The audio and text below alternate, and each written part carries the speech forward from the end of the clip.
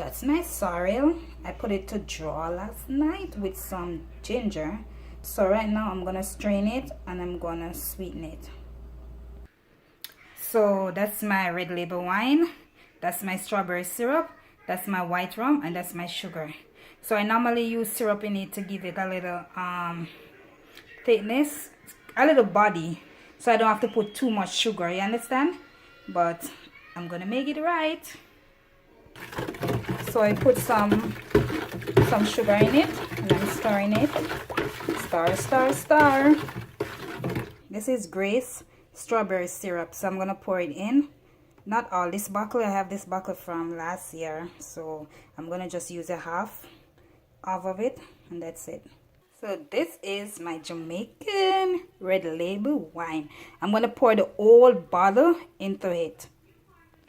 So this is my Rare Nephew overproof rum, white rum, see, 63%, and I'm gonna pour the whole bottle in it. I have another bottle of rum, and it feels like it could take a little bit more rum. I'm not a rumhead. The only time I drink rum like this is in sorrel. I'm not a rumhead, people, so don't get me wrong.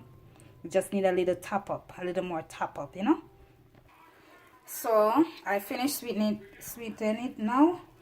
I'm gonna put it in bottles, and you're gonna see when I'm finished. Yo, this tastes real good. Every year I get this salt on point. Every year I get it on point. It tastes good. So that's it. Sorrel is finished. Finish. I got this and I have some left over. And it's all going out. It's all going out. So sometimes I end up with just one bottle for myself. But it's okay. That's my sorrel. Jamaican sorrel. You can't have Christmas and not have fruit cake and sorrel. No, sir.